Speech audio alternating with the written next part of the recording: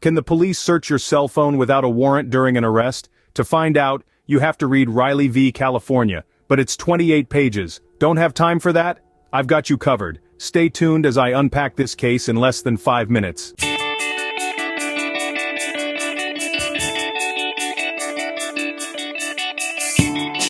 This is TLDR, where normally I cover New York Court of Appeals cases in 5 minutes or less. But this is part of a special series I'm doing on landmark United States Supreme Court cases. Today's episode is about Riley v. California with case citation 573 U.S. 373, which was published by the United States Supreme Court on June 25, 2014. The issue of this case?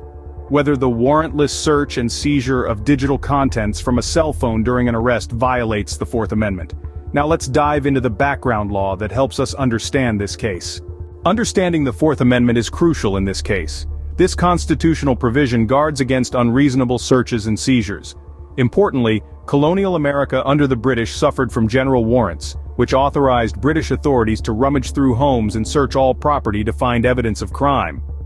The founders of the United States hated these general search warrants and considered them law enforcement abuses. The Fourth Amendment, which required very specific search warrants, was a direct response to those colonial abuses.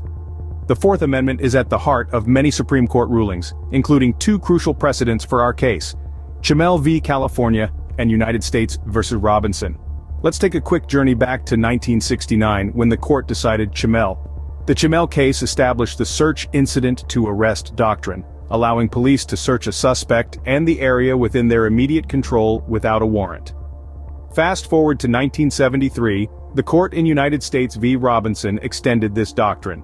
In Robinson, the police could search even closed containers within a suspect's immediate control. These rulings set the stage for interpreting the Fourth Amendment in the digital age. But remember, Kimmel and Robinson were decided in a world without smartphones. How does the Fourth Amendment and the search incident to arrest concept apply when our most personal information is stored in our pockets? With this background, we can now look at the facts of Riley v. California. This case involved two different defendants who confronted a similar problem of searching their cell phones after arrest. First is David Leon Riley, the petitioner here, who was stopped for a traffic violation. The police officer noticed that Riley's license plate tags were expired.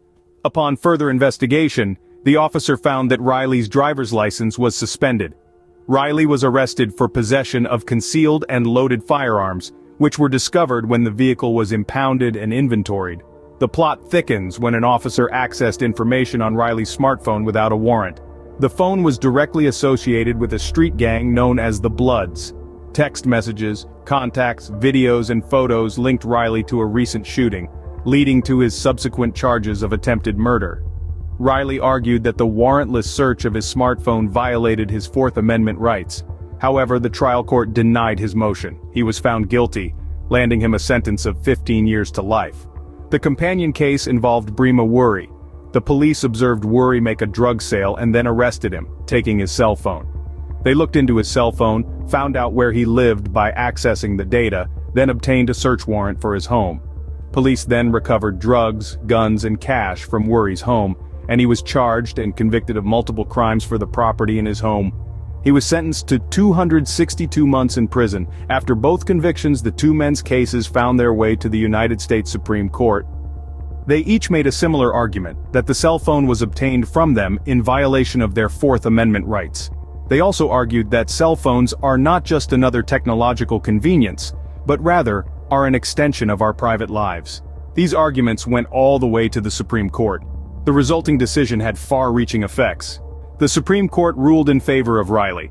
Taking a firm stand on the importance of digital privacy, the court reasoned that cell phones are not just another physical object, but a vast storehouse of personal information. The court emphasized that a search of this information without a warrant is a severe invasion of privacy, and thus, unconstitutional.